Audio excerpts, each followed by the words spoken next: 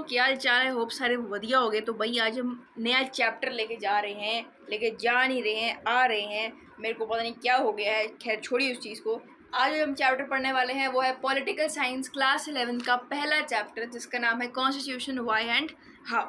तो भाई political science में आपको बेसिकली क्या पढ़ने को मिलेगा इस क्लास में, जो भी आपको थोड़ा सा सिलेबस बता रही हूँ, बस हल्का सा बता रही हूँ, आइडिया होना चाहिए। जो भी आपका संविधान है, संविधान क्या होता है अभी हम देखेंगे, ठीक है। जो भी हमारे देश के लिए जो भी कायदे कानून बनाए जाते हैं, तो कैसे कैसे कायदे कानून बनाए गए हैं, हमारे पास क्या क्या हक है, वो सब चीज़ें आप जब जानेंगे, ठीक है, इस क्लास में, इन चैप्टर्स में बेसिकली। इसमें भी थोड़ा बहुत और आने वाले चैप्टर्स में भी आप इन चीज़ों के बारे में जानोगे, ठीक है। तो बेसिकली क्या चैप्टर का नाम है कॉन्स्टिट्यूशन वाई एंड हाउ। सबसे पहले तो ये वर्ड देखो ज़रा भाई, एक सेकेंड। कॉन्स्टिट्यूशन, सबसे पहले तो देखो कि कॉन्स्टिट्यूशन क्या होता है। फिर आगे दो वर्ड्स हैं, वाई एंड हाउ, ठीक है। तो वाई एंड हाउ दो क्वेश्चंस पे फोकस कर रहा है कि भाई पहले तो कॉन्स्टिट्यूशन होता क्या है हम ये जानेंगे, ठीक है, कि व्हाट इज़ कॉन्स्टिट्यूशन, ठीक है। वाई हो गया कि इसकी क्या नीड है, हमें क्या ज़रूरत है कॉन्स्टिट्यूशन की, और जब हमें वो उसके बारे में पता चलेगा तो इसे लागू कैसे किया जाता है, ठीक है ना। हाउ हो गया लागू कैसे किया जाता है, इसका क्या बेसिकली प्रोसीजर वगैरह जो है वो रहता है। समझ में आ रहा है? थोड़ा सा इसको बड़ा कर देते हैं, इसके साइज को, ताकि थोड़ा सा ठीक हो जाए। Okay, now it is much better, है ना। चलो स्टार्ट करते हैं। तो भाई यहाँ पे क्या लिखा है, कॉन्स्टिट्यूशन सेट ऑफ रूल्स हो गए जो कि बताते हैं कि देश को कैसा चलना चाहिए, कैसा नहीं करना चाहिए, देश में क्या क्या कायदे कानून होंगे, लोगों को क्या करना है, कैसे चलाना है देश को, वो आपको बताएगा कॉन्स्टिट्यूशन, यानी कि संविधान। कॉन्स्टिट्यूशन को आप संविधान भी कह सकते हैं। तो इसमें बेसिकली क्या होते हैं, एक किताब होगी जिसके अंदर रूल्स लिखे गए हैं, ठीक है। क्या लिखे गए हैं? रूल्स लिखे गए हैं, कानून लिखे गए हैं।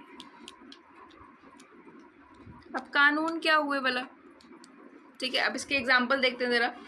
अब फॉर एग्जाम्पल आप उठते, आप रात को अपना मस्त फ़ोन चला रहे हैं, एकदम ऐसे रिलेटेबल सी एग्जांपल है, सबके साथ होता है, ठीक है, लेकिन थोड़ा आगे जाके डिफरेंट हो जाएगा। देखो, अब मस्त रात को अपना फ़ोन चला रहे हैं और चलाते चलाते इंस्टा स्क्रॉल किया, स्नैप स्क्रॉल किया, उसके बाद सो गए कोई 3 बजे, ठीक है। जब 3 बजे सोए हैं तो जल्दी तो नींद उठेगा, आप जल्दी तो उठ नहीं पाओगे, चांसेस कम ही रहते हैं, हालांकि फिर भी कुछ हैं लेजेंड्स जो उड़ जाते हैं, है ना। तो आपकी नींद खुलती है कोई सुबह के मान लो कोई 2-3 बजे आप उठ रहे हैं, दोपहर के 1-2 बजे, ठीक है। तो क्या होगा, क्या चांसेस हैं ज़्यादा कि क्या हो सकता है, या मान लो अगर आप 3 बजे तक उठते हैं, आपको इतनी लेट, इतनी देर लंबी नींद सोते हैं, सबसे पहले तो मम्मी जोर की डांट लगाएगी आपको, और हो सकता है कि आपको पनिशमेंट में खाना भी ना मिले, ठीक है। आप बोलो कि भैया भूख लगी है, उठ गए हैं, रात को लेट सोए थे, वो आपकी वो सब बातें नहीं सुनेंगे, बोलेंगे हमने कहा था फ़ोन चलाने के लिए। तो एक वहाँ पे रूल बनाया गया है कि भाई सुबह इतने बजे तक उठ जाओ, 10-11 बजे तक उठो इंसानों की तरह और रोटी खाओ, ठीक है।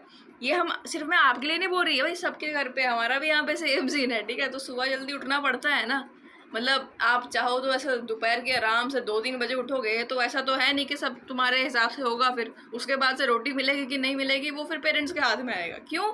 क्योंकि जैसे घर होता है तो घर के भी कुछ कायदे कानून होते हैं। तुम्हें दिन में अगर 3 बार रोटी खानी है तो उसका कोई टाइम होता है, ये नहीं कि तुम सुबह की रोटी दोपहर को खाओगे, दोपहर की रोटी रात को खाओगे। तो वो जो रूल्स हैं वो क्यों बनाए गए हैं बेसिकली। और भी बहुत सारे रूल्स होंगे, जैसे कि भाई तुम्हें शाम को इतने से इतने बजे तक पढ़ना है, चाहे वो 1 घंटा हो, 2 ही घंटा हो, ठीक है। फ़ोन इतनी देर तक तुम चला सकते हो, ज़्यादा तुम्हें फ़ोन नहीं मिलेगा या कुछ भी ऐसा। तो वो सब क्यों होते हैं? वो सब हमें एक ट्रैक पे लाने के लिए होते हैं, कोऑर्डिनेशन बनाने के लिए होते हैं, ताकि घर में सब सुख शांति से रह पाएँ, है कि नहीं। कोई अगर लड़ाई वड़ाई होगी तो कोई ना कोई घर का ऐसा मेंबर होता है जो जाके उसे सॉर्ट आउट करता है। तो ये सब चीज़ें जो हैं क्यों होती हैं कि भाई सबसे बड़ी चीज़ यूनिटी बनाए रखने के लिए चीज़ है ना, यूनिटी बनाए रखने के लिए होती हैं। अभी तो मैंने बहुत छोटा एग्जांपल दिया जो कि था एक घर का, ठीक है कि नहीं। अब जैसे कि हर घर में एक ना एक ऐसा इंसान होता है जो फाइट को कोई भी अगर मान लो अनफॉर्चुनेटली कोई भी फाइट हो जाए तो वो उसको भाई बोलेगा कि भाई तुम शांत हो जाओ। तो वो होना ज़रूरी है, कोई ना कोई ऐसा होना ज़रूरी है, यहाँ उसे शांत करवाना ज़रूरी है ना। तो ये सब चीज़ें रहती हैं। मैंने बोला था लेकिन पता चला कि मैंने पॉज करके रखा है, फिटे मुँह।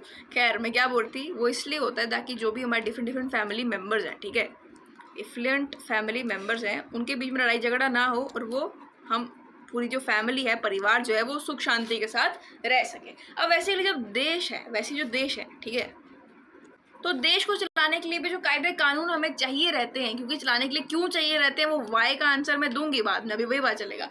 तो वो जो कुछ कायदे कानून से हमारा देश तो चलाया जा रहा है, उन कानूनों को, उन सबका वो पूरा सेट, कॉन्स्टिट्यूशन होता है कि बहुत सारे रूल्स होते हैं जिनसे हम देश को चलाते हैं। तो उस सेट ऑफ रूल्स को, सेट हो गए मतलब बहुत सारे रूल्स, ठीक है, तो उनको हम बेसिकली बोलोगे कॉन्स्टिट्यूशन बोलोगे, यानी कि संविधान कहोगे, ठीक है। आगे बढ़ते हैं भाई। अब why do we need a constitution, कुछ सवाल हैं, अब ये पास हो जाएगा। हमें क्यों ज़रूरत है, हमें क्यों चाहिए कि भाई देश को तो चलाना है, हम खुद भी चला लेंगे यार, क्या इतने सारे कानूनों को जानो फिर उनको मानो, क्यों, देश को ऐसे चला लो। अब यहाँ पे ज़रा पता चलेगा कि क्यों हमें कॉन्स्टिट्यूशन जो है वो ज़रूरी है। पहला सवाल आपको लिखा है यहाँ पर एक सेकेंड देखिए ज़रा, मैं भी अपना नोट खोल लूँ यार।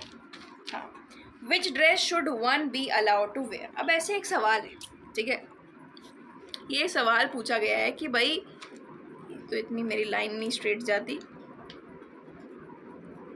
ठीक है। हाँ, तो भाई कौन सी ड्रेस जो है, कैसा कपड़ा, किस तरीके के कपड़े जो हैं वो हमें पहनने चाहिए। अब ये जब सवाल आता है तो सबके अलग अलग तरह के आंसर होंगे। ऐसा नहीं कि हर एक आंसर भाई सब बोलेंगे कि नहीं भाई ट्रेडिशनल ही पहनो।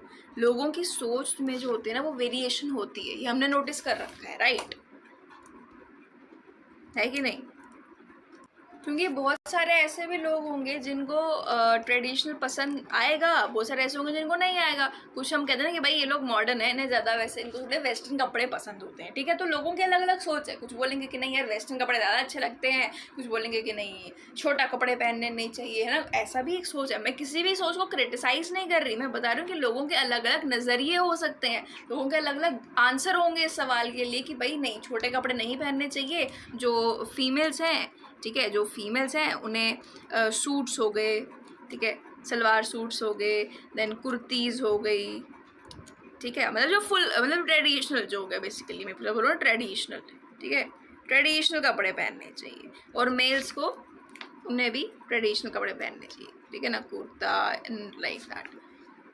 अब कुछ होंगे जो बोलेंगे कि नहीं भाई ये तो ऐसा होना ही नहीं है, ये क्या बात होगी, हमें थोड़ा मॉडर्न होना चाहिए, अब तो ज़माना आगे बढ़ गया है, अब क्या हम लहंगा पहन के घूमेंगे सारी जगह। तो बोलेंगे कि नहीं भाई फीमेल जो होंगी वो पहनेंगी क्रॉप टॉप पहनेंगी भाई, शॉर्ट्स पहनेंगी भाई, ये पहनेंगी जीन्स पहनेंगी भाई, ठीक है।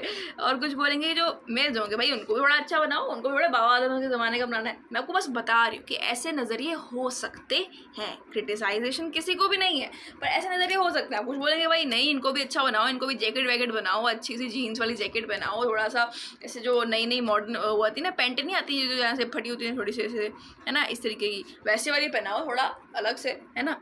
तो दो अलग अलग नज़रिए आ गए, एक ने बोला कि भाई पूरे कपड़े पहनाओ, एक ने बोला कि थोड़ा सा मॉडर्न करो। तो अब ऐसे में अब क्या होगा बेसिकली। और सवाल भी पहले और सवाल देख लेते हैं कि बोला और विच sports ground should be constructed. अब हमने कोई स्पोर्ट्स ग्राउंड बनाना है, मान लो कि क्रिकेट के लिए हमने ग्राउंड बनाना है, तो कहाँ पे बनाए, कौन सी जगह पे बनाए, ठीक है। अब कोई बोलेंगे कि भाई बिहार में यहाँ पे, या फिर कोई भी ऐसी जगह का नाम ले लोगे आपकी जहाँ पे कम डेवलपमेंट है, भाई इधर बनाओ, ठीक है। अब पर कुछ बोलेंगे कि नहीं यहाँ पे नहीं, इस जगह पे बनाओ। तो यहाँ पे भी आंसर अलग अलग आ सकते हैं, बिल्कुल 100% पॉसिबिलिटी है भाई। देश की इतनी पॉपुलेशन है और लोगों की अलग अलग सोच है, तो 100% क्या बोलते हैं हमारे पास श्योरिटी है कि लोगों के आंसर सेम नहीं आने वाले, ठीक है। आगे लिखा should be cut the trees, कि भाई पेड़ काटने चाहिए कि नहीं। आधे लोग बोलेंगे हाँ काटो भाई क्योंकि हमने देश की उन्नति करनी है, कहीं ना कहीं ज़रूरी भी है। कुछ बोलेंगे कि नहीं भाई हमारे लिए वातावरण ज़्यादा ज़रूरी है, नुकसान हो रहा है, आगे ग्लोबल वार्मिंग बढ़ रही है, ये हो रहा है वो हो रहा है। तो भाई ऐसे करते करते जो आंसर होंगे, जो क्योंकि सोच अलग अलग है, तो हर एक चीज़ का आंसर होगा। कोई बोलेगा कि हाँ करो, कोई बोलेगा इसको नहीं, कोई बोलेगा हाँ कि भाई करो, कोई बोलेगा नहीं मत करो, कोई बोलेगा ऐसे करो, तो कोई बोलेगा वैसे करो। अब इस सिचुएशन में लोगों की अलग अलग सोच होगी। कोई बोलेगा कि नहीं हमें, कोई बोलेगा कि नहीं ऐसा है, ये चीज़ सही है, बोलेगा नहीं यार ये करना है, तो ये तो फिर लड़ाई हो जाएगी ना, फाइट होने के चांसेस बढ़ेंगे कि नहीं बढ़ेंगे, आप खुद ही सोचो। अगर मैं बोलूँ कि वेजिटेरियन होना अच्छा है या नॉन वेजिटेरियन, अब यहाँ पे लोगों कुछ बोलेंगे कि नहीं खाना चाहिए भाई, वेजिटेरियन होना अच्छा है, कोई बोलेंगे नहीं नॉन वेज होना अच्छा है, तो भाई ऐसे करते तो फिर फाइट हो जाएगी। ऐसे ही मैं और भी कोई मुद्दे उठा लूँ तो फाइट हो सकती है कि नहीं, क्योंकि लोगों के अलग अलग नज़रिए हैं। तो इस मामले में इन सब फाइट्स को रोकने के लिए कोऑर्डिनेशन मेंटेन करना ज़रूरी है कि नहीं। कोऑर्डिनेशन क्या होगी भला, लोगों में यूनिटी नाम की चीज़ होनी चाहिए कि नहीं, क्योंकि इस दुनिया की दुनिया नहीं, इस देश की पॉपुलेशन इतनी ज़्यादा है, इतने करोड़ों करोड़ों लोग हैं यहाँ पे। तो कोई ऐसा रूल बनाया जाए जिसपे दोनों ही लोग एग्री कर जाए, ठीक है। इतने सारे अरबों खरबों की जो पॉपुलेशन है, तो अब इनके बीच में वो एकता अगर नहीं होगी तो फिर तो एक दूसरे को भाई मर्डर चल जाएंगे, है कि नहीं। तो इन पॉपुलेशन को कंट्रोल में रखने के लिए, ताकि लड़ाई झगड़े ना हो, चाहे वो छोटे लेवल पे हो या बड़े लेवल पे मर्डर्स वगैरह ही क्यों ना हो, तो लोगों में एकता, प्यार और साथ ही साथ कोऑर्डिनेशन यही होता है कि भाई इतने लोगों के अंदर तुम वो चीज़ लेकर के आ रहे हो कि वो एक साथ काम कर सकें। तो ऐसा भाव कौन उत्पन्न करेगा भाई, कॉन्स्टिट्यूशन तो उत्पन्न करेगा। अगर रूल्स ही नहीं होते कि मर्डर करना एक क्राइम है, तो आधे लोग बोलेंगे कि ठीक है भाई, अगर ऐसा कुछ होता ही नहीं रूल, तो वो आधे बोलेंगे नहीं, आधे लोगों को अक्ल हो गया, अगर पहले से बोलेंगे नहीं मर्डर क्यों करने, किसी की जान क्यों लेनी है। आधे बोलेंगे नहीं भाई कर सकते हैं, उसमें खुंदक है, निकाल दो, मार दिया किसी को, है ना, मार दिया किसी को। अब रूल तो था नहीं, बस ऐसा तो फिर हो गया, आधी पॉपुलेशन ख़त्म। लेकिन जब हमने कॉन्स्टिट्यूशन लाया, यानी कि हमने रूल लाया कि भाई जो ऐसा करेगा उसको सख्त से सख्त सज़ा मिलेगी, फांसी मिलेगी, कुछ भी ऐसा XYZ, तो लोग करने से डरेंगे कि नहीं। तो इसीलिए कहीं ना कहीं, या कह लो कि बहुत ज़्यादा हमें कॉन्स्टिट्यूशन की ज़रूरत है। समझ में आ रहा है। तो अब यहाँ पे लिखता है what will enable the group to live together. अब ऐसा क्या करें, अब इतने ग्रुप के अलग अलग ओपिनियंस हैं, इन सवालों के अलग अलग जवाब हैं, कोई ये चाहता है कोई वो चाहता है। तो इतना बड़ा जो ये जो ग्रुप है, इसको हमने अगर शांति से, देश को शांति से चलाना है इकट्ठे रह करके, तो कैसे होगा वो, है ना, कैसे होगा वो। तो वो सिर्फ और सिर्फ हमारे कॉन्स्टिट्यूशन से होगा, क्योंकि वो क्या करता है, कोऑर्डिनेशन लाता है। बहुत सारे लोग हैं, ठीक है, उनके बीच में क्या लाएगा, कोऑर्डिनेशन लाएगा, कि वो इकट्ठे जो साथ में काम कर सके। कोऑर्डिनेशन का होता है कि इकट्ठे रह करके काम कर सकना, ठीक है। Enabling a group to work together, enabling या फिर enabling a large population, writing थोड़ी गंदी है, टू वर्क टुगेदर, ओके। तो ये आपका हो गया कोऑर्डिनेशन। आगे आता है एश्योरेंस। अब एश्योरेंस क्या होता है, एश्योरेंस होता है कि लोगों को यकीन दिलाना भाई, कि अगर हमने कोई रूल बनाया है, जैसे कि आपने अगर लॉ पास किया अगेंस्ट मर्डर्स, ठीक है, अगेंस्ट रेप्स, ठीक है, अगेंस्ट थेफ्ट्स, तो ये सब क्या हो गया कि भाई किसी का खून करना, रेप हो गया, ठीक है, थेफ्ट हो गया, कोई चोरी वोरी चोरी चकारी के खिलाफ अगर आपने पास किया, तो भाई ये लोगों को यकीन दिलाना कि आप भाई ये आप इन दायरों में रहोगे और आप ये सेफ हो। एश्योरेंस करना मतलब कि अगर कुछ भी ऐसा हुआ, किसी के भी अगर कुछ भी जो आपको हक दिए गए, अगर किसी ने भी मर्डर हुआ, थेफ्ट हुआ, रेप्स हुए, तो इसके खिलाफ एक्शन लिया जाएगा, ठीक है। उस सामने वाले को जो है, जिसने वो गुनाह किया है, उसे गुनहगार माना जाएगा और उसको उसके अकॉर्डिंगली उतनी ही सज़ा मिलेगी। तो वो एश्योरेंस करवाना, ठीक है। और अगर ऐसे भी कोई और ऐसे नॉर्मल सा कोई भी लॉ बना है, तो वो एश्योरेंस दिलवाना, लोगों में यकीन दिलवाना कि नहीं ये आप ही के भले के लिए, और इससे सिर्फ कहना ही नहीं, प्रूव करके दिखाना। कोई अगर कोई क्राइम कर देता है तो भाई उसको उसकी सज़ा मिल जाए, मिल गई, प्रूव्ड, है ना। तो लोगों के अंदर वो एश्योरेंस है कि नहीं यार ये हमारे ही भले के लिए है, हमें ही बचाया जा रहा है। क्योंकि अगर कानून नहीं होंगे तो फिर तो भाई हर एक तरीके का जो है गुनाह होगा, है ना, या फिर बाकी भी चीज़ें हमारे लिए ज़रूरी हैं, हाँ, है ना, है कि नहीं। बाकी हो गया कोई भी चीज़ों को एक मात्रा में इस्तेमाल करना, है ना, जो मनी सिस्टम आए, ये सब चीज़ें ज़रूरी है ना यार। ऐसे तो हम सीधा रिसोर्सेज जितनी भी सब ख़त्म कर डालें, तो इसीलिए वो एक एश्योरेंस डालता है, कोऑर्डिनेशन जो है वो बनाता है। वो दोनों की चीज़ें आपको समझ आया होगा, दोनों के बारे में। आगे क्या लिखा है, think of what would happen in the absence of some basic rules, every individual would be insecure simply because they would not know what members of this group could do to each other, who would claim rights over what.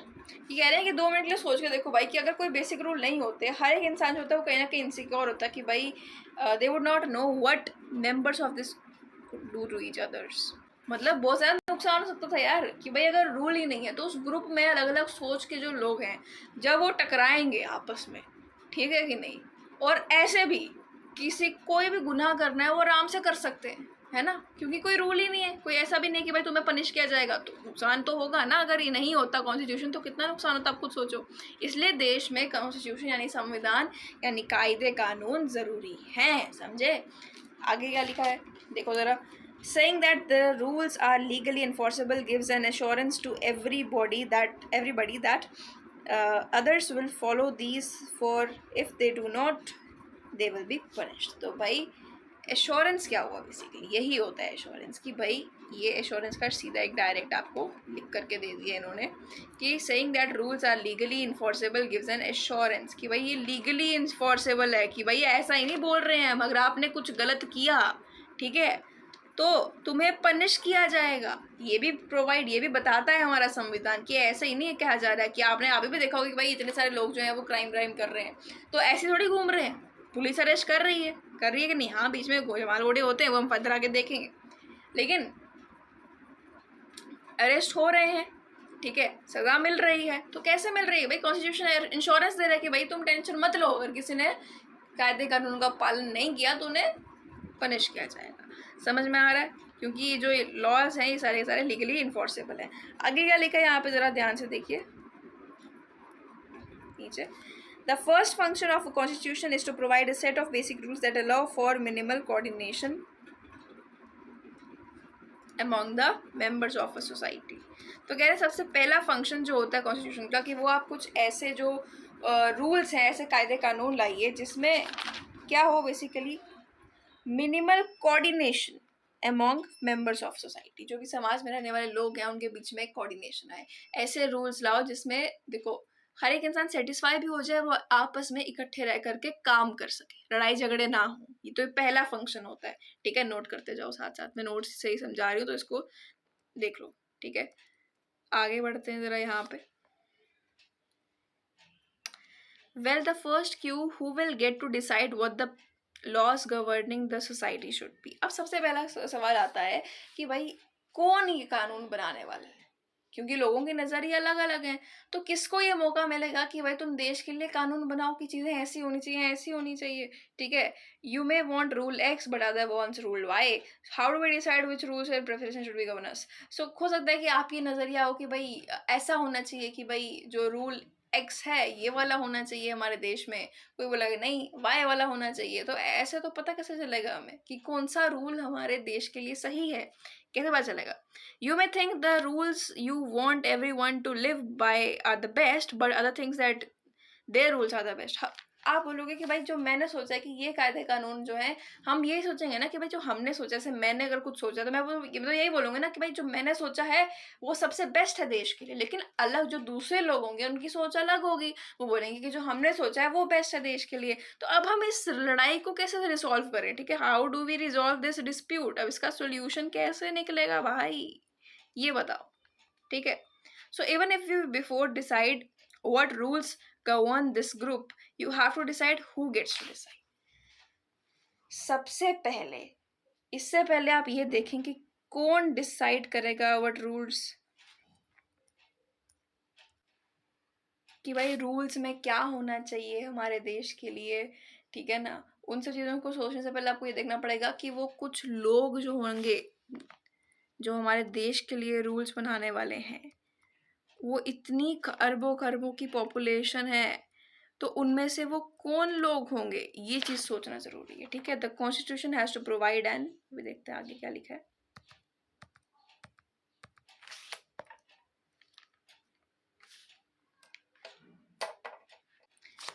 Answer to this question, it specifies the basic allocation of power in a society। It decides who gets to decide that the laws will be। अब भाई इसका भी सीधा answer ना constitution में ही है।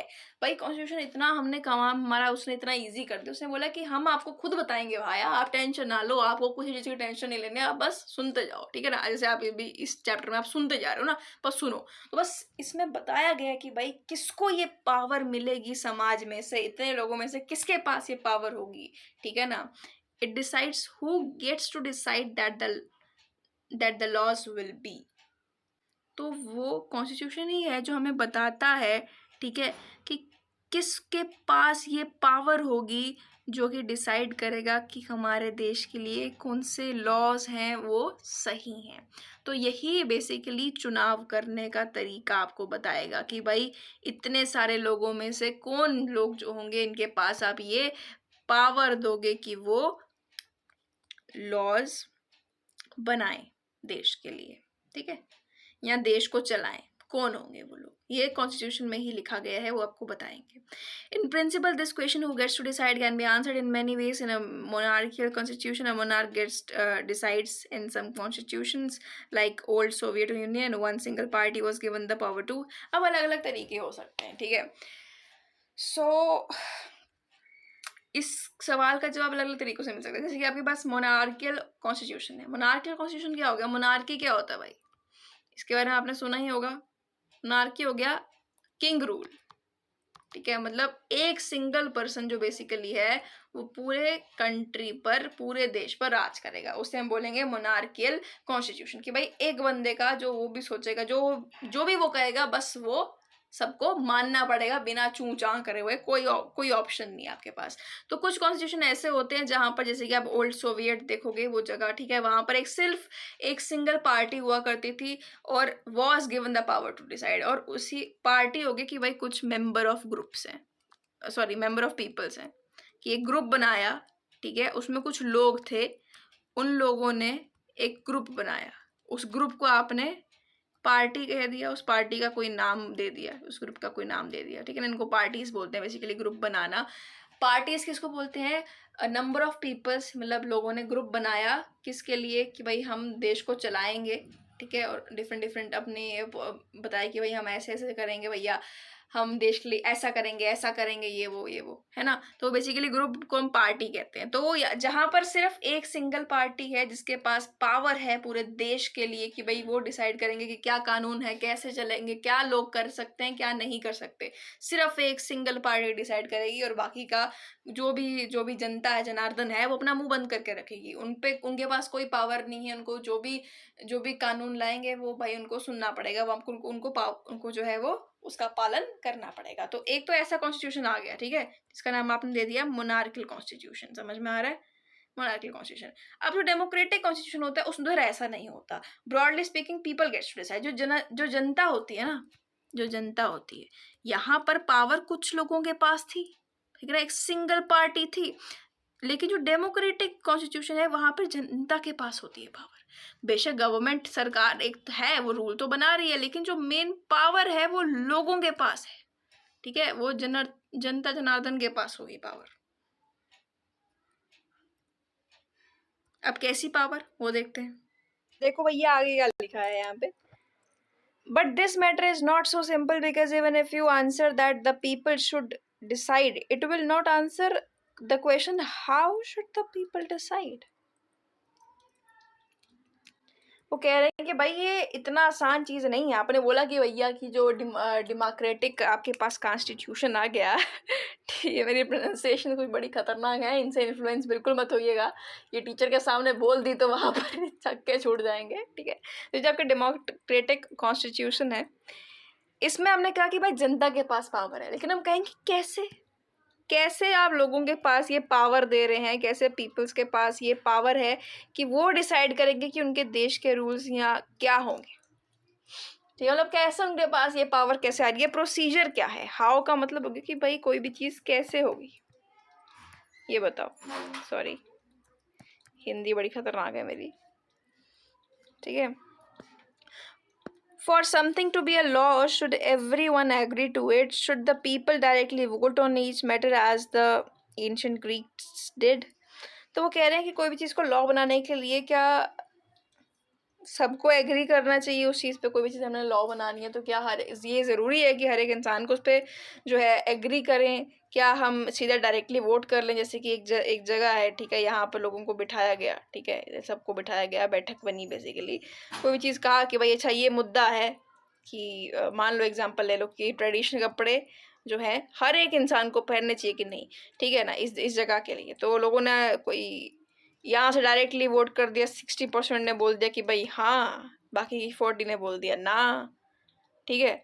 तो जो मेजोरिटी थी वो जीत गई। तो डायरेक्टली इन्होंने बोला कि भाई इन्होंने हाथ खड़ा किया कि हाँ हाँ हाँ हाँ हाँ, ठीक है ना, बाकी लोग बैठे रहे कि नहीं हम नहीं मानते। तो ऐसे क्या कि डायरेक्टली वोटिंग होनी चाहिए या क्या सीन होना चाहिए, सवाल पूछे जा रहे हैं, जवाब अभी तक एक नहीं है। ठीक है, तो ध्यान से पढ़िएगा इसको ज़रा। और should the people express their preferences by electing representative, या फिर ऐसा होना चाहिए कि लोग जो हैं वो अपनी प्रेफरेंसेस हमें बताएं, जताएं, कैसे? By electing representatives. कि मानो भाई जैसे कि चुनाव होते हैं, हमने सुना ना कि भाई इलेक्शंस होते हैं, ठीक है, इलेक्शंस। तो इलेक्शन में बेसिकली कौन कौन लोग पार्ट लेते हैं जिनको आगे पॉलिटिक्स में आना है। जैसे कि मान लो कि ये बंदा उठा, ठीक है, इसकी सोच है कि एग्जाम्पल ले रही हूँ जस्ट, ठीक है, तो उसकी सोच है कि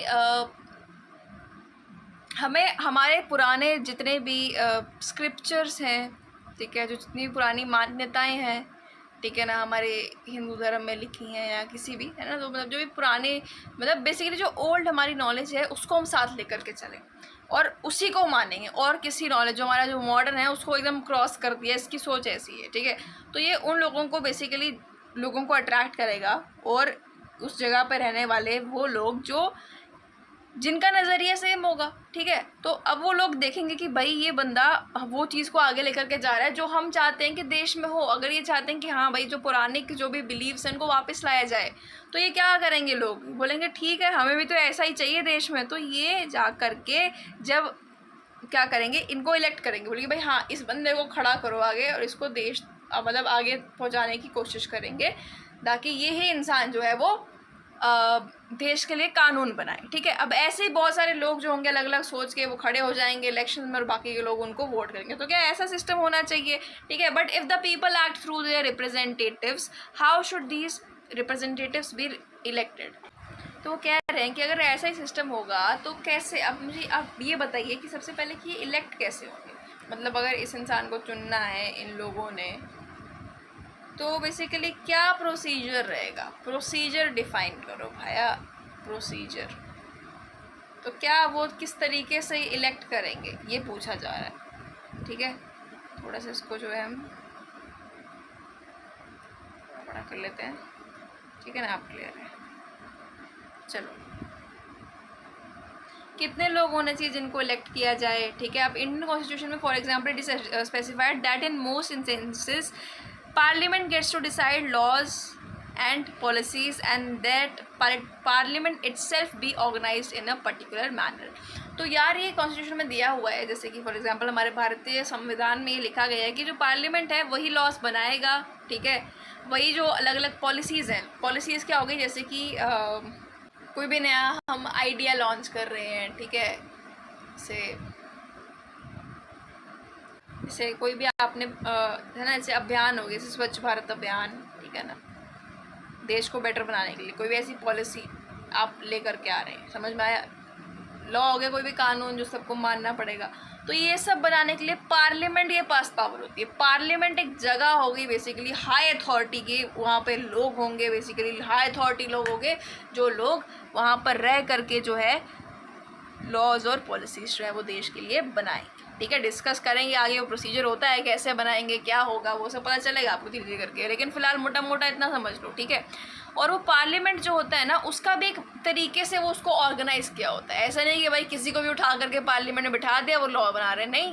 पूरा प्रोसीजर होता है कि किस तरीके से लोग अपने नेताओं को चुनेंगे, वो नेता फिर आगे जा कर के अगर ज़्यादा वोटिंग हुई तो वो सिलेक्ट होंगे, नहीं हुई तो वो नहीं होंगे, और ऐसे करते करते बहुत ही फेयर मैनर में इन चीज़ों को ऑर्गेनाइज़ किया गया होता है। फिर उसके बाद वो पार्लियामेंट तक पहुंचेंगे और वहाँ पर डिस्कशंस होंगी, ऑपोजिशन पार्टी होगी, बहुत सारी चीज़ें रहती हैं, ठीक है। पर्टिकुलर मैनर का मतलब है कि भाई एक तरीका होता है, एक ढंग होता है चीज़ों को करने का, समझ में आया। अब आगे क्या लिखा है, this is the function of constitution, it is an authority. Second, हाँ भाई पहला तो ये हो गया कि किस तरीके से लोग जो हैं वो इलेक्ट करेंगे, ठीक है, और पार्लियामेंट में फिर फेयर तरीके से जा कर के रूल्स बनेंगे, पहला फंक्शन। दूसरा फंक्शन हो गया कि जो कॉन्स्टिट्यूशन है, जो संविधान है, वो आपको बताता है कि किसके पास ये पावर है, कौन लोग जो होंगे बेसिकली वो हमारे समाज के लिए कोई भी डिसीजन लेंगे, कोई भी कानून बनाएंगे, कोई भी चीज़ डिसाइड करेंगे, ठीक है, लागू करेंगे देश पर, तो वो कौन लोग होंगे ये चीज़ भी आपको संविधान जो है वो बता देता है। It decides how the government will be constituted, और कैसे सरकार को काम करना है कैसा उनका सिस्टम रहेगा वो भी आपको कॉन्स्टिट्यूशन बता देता है। इस पूरे डायरेक्ट पेज में क्या लिखा हुआ है, वो कह रहे हैं कि भाई जो before identifying what the law in any given societies you must have okay. तो आपको जो कॉन्स्टिट्यूशन है वो बताता है कि भाई लॉ क्या बनेगा क्या नहीं बनेगा ये सब दूर की बात है, क्या कानून हमारे देश के लिए अच्छा है क्या नहीं अच्छा वो सब दूर की बात है, किसने बनाना है ये पहले ज़्यादा हमें ज़रूरी देखना पड़ेगा। तो भाई आपको मैंने बताया कि पार्लियामेंट के पास ये अथॉरिटी है कि वो कानून बनाए, ठीक है। तो ये कॉन्स्टिट्यूशन में क्लियरली मेंशन किया गया कि आप लोगों को इलेक्ट करोगे, वो फिर पार्लियामेंट में जा करके जो है कानून बनाएंगे, ठीक है। लेकिन वो कह रहे हैं कि ये क्लियरली एनफ नहीं है। फॉर एग्जांपल क्या बोला जा रहा है कि ये एनफ नहीं है, मतलब ये कहीं ना कहीं आपको एक प्रॉब्लम क्रिएट करेगा। जैसे फॉर एग्जांपल आपने बोला कि आपने लोगों को इलेक्ट कर दिया, आगे जाके गवर्नमेंट बन गई, गवर्नमेंट जो होगी वो आपके लिए कानून बनाएगी, ठीक है। अब इस अथॉरिटी ने जब लॉज पास करना शुरू कर दिए तो कुछ ना कुछ ऐसे लॉज हुए जो आपको सेंसिटिव लगे, आपको कहीं ना कहीं आपको पता चला कि नहीं यार ये कुछ भी भाई लॉ के नाम पे कुछ भी निकाले जा रहे हैं, ठीक है, जो कि हमारे लिए अनजस्ट है, ठीक है। फॉर एग्जाम्पल वो आपको बस एक एग्जाम्पल दिया जा रहा है कि वो आपको बोलें कि भाई आप अपना जो धर्म है वो नहीं मान सकते, आपको सिर्फ एक ही धर्म है, आपको एक ही धर्म मान लो कि रिलीजन वाई, तो आपको यही, ठीक है, कोई भी ना यही रिलीजन आपको मानना पड़ेगा इस देश में रहने वाले हर एक इंसान को, बाकी आपको अपना अपना धर्म छोड़ना पड़ेगा। तो भाई ये कैसा कानून है, गलत है ना। तो आप सीधा बोलोगे कि भाई ये जो है ये सीधा अनफेयर है, हमारे साथ गलत हो रहा है, ठीक है। तो ये जो गवर्नमेंट पास कर दिया, बनाई तो बेशक आपने ही थी, हमने ही खड़ी करी, लेकिन आगे जा करके गलत चीज़ें इसने पास करना शुरू कर दी।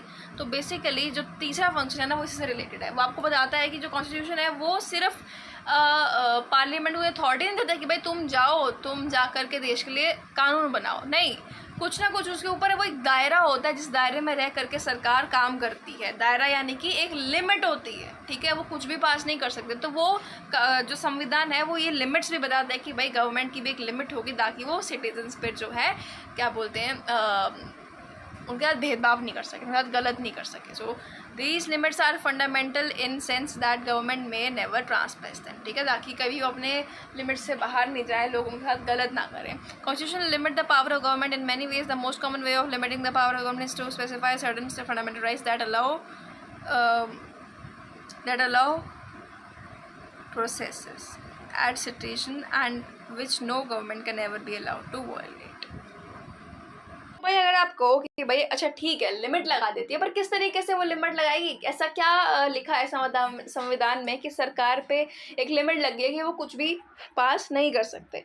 तो वो अलग अलग तरीके हो सकते हैं यार। पहला तरीका ये हो सकता है कि वो जो रहने वाले, जो देश में रहने वाला हर एक सिटीजन है, हर एक इंसान, ठीक है ना, हर एक सिटीजन को कुछ ऐसे उनके हक दे दिए जाएं, कुछ ऐसे उनके पास राइट्स हो जाएं जो गवर्नमेंट भी उनसे छीन नहीं सकती, जो गवर्नमेंट भी उनसे छीन नहीं सकती। समझ में आया? तो पहला तरीका ये हो जाता है, और वैसे हक को, उस राइट को हम बोलते हैं फंडामेंटल राइट। क्लियर हो गया? समझ में आया? आई होप अभी तक जितना मैं समझा रही हूँ उसमें कोई डाउट नहीं है, अगर है तो प्लीज़ यार पूछ सकते हैं यार। तो देखो भाई आगे क्या लिखा है, this is one basic limitation. I know writing बहुत गंदी हो गई है यहाँ पे, तो मैं बोल रही हूँ, मेरी बातों को ध्यान से सुनो। This is one basic limitation upon the power of government. Citizen will normally have the right to some liberties, to freedom of speech, freedom of conscience, freedom of association, freedom to conduct a trade or business. In practice, these rights can be limited during times of national emergency, and the Constitution specifies the circumstances under which these rights may be withdrawn. अब कुछ चीज़ें हल्का सा बताया गया, fundamental rights के बारे में सब कुछ नहीं बताया कि कुछ आपके पास ऐसे हक होंगे जो गवर्नमेंट भी आपसे जो है वो नहीं छीन सकती, और उन राइट्स का फंडामेंटल राइट्स कह करके जो है वो बुला रहे हैं, राइट। तो इनमें आपको देख सकते हो जैसे कि आपको बोला है फ्रीडम ऑफ स्पीच, कि भाई आप अपना जो भी आपका नज़रिया है आप वो जाहिर कर सकते हैं, कोई भी आकर के आपको रोकने नहीं वाला। अगर आप कहना चाहते हैं किसी चीज़ को, हाँ पर एक तरीका होता है, ऐसा नहीं है कि गाली गलौज करना शुरू कर दिया है ना। तो आपको किसी को भी क्रिटिसाइज करना है कर सकते हैं, लेकिन एक मैनर रहेगा। तो आप अपना नज़रिया जो है वो शेयर कर सकते हैं। आपको कहीं भी घूमना है, कहीं भी जाना है, आपको एसोसिएशन बनानी है, ग्रुप बनानी है, आपको कोई भी बिजनेस स्टार्ट करना है, आपने कोई भी व्यापार स्टार्ट करना है, तो ऐसे कुछ आपके पास जो राइट्स होते हैं ना वो दिए गए होते हैं, ठीक है, जो गवर्नमेंट भी आपसे नहीं छीन पाएगी। इनके बारे में हम स्पेसिफिकली अगले चैप्टर में पढ़ेंगे, राइट। लेकिन कुछ एक एक्सेप्शन है कि जब देश में, ठीक है, जैसे हमारा देश आ गया ना भाई इंडिया, ओके, तो जैसे जब ठीक है, तो जब देश में कोई भी इमरजेंसी वाली सिचुएशन आ जाए, ठीक है, इमरजेंसी वाली सिचुएशन आ जाए कि अब वो क्या हो सकता है, ऐसे क्या हो जाएगा, तब जा कर के जो हमारा जो कॉन्स्टिट्यूशन है, जो संविधान है, वो कहता है कि ठीक है उस दौरान जब इतना इमरजेंसी हो जाए तब वो जा कर के हमारे जो फंडामेंटल राइट्स हैं वो हमसे कुछ समय के लिए लिए जा सकते हैं। समझ में आ रहा है? उस टाइम पे आपके जो राइट्स हैं वो थोड़े कम हो जाएंगे, लिमिटेड मतलब कम हो जाएंगे, कुछ राइट्स आपसे ले लिए जाएंगे। और ऐसे कौन से सर्कमस्टांसेस होंगे, ऐसे कौन से हालात होंगे, वो सब आपको आगे जा कर के आगे चैप्टर में और साथ ही साथ कॉन्स्टिट्यूशन में भी भाई वो पूरा तरीके से हर एक चीज़ समझाई गई है, डिफाइंड है, ठीक है। तो फिलहाल तो ये चैप्टर जो था वो इतना ही था। इसमें आपने सबसे पहले क्या पढ़ा वो देखते हैं। सबसे पहले आपने देखा कि कॉन्स्टिट्यूशन क्या होता है, क्या नीड है कॉन्स्टिट्यूशन की, वो हमारे अंदर कोऑर्डिनेशन लाता है, एश्योरेंस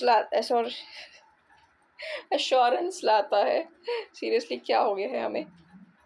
वो गाइस बीच बीच में पान खा लेती हूँ नॉर्मल वाला वेज नॉर्मल। अच्छा नहीं छोड़ो।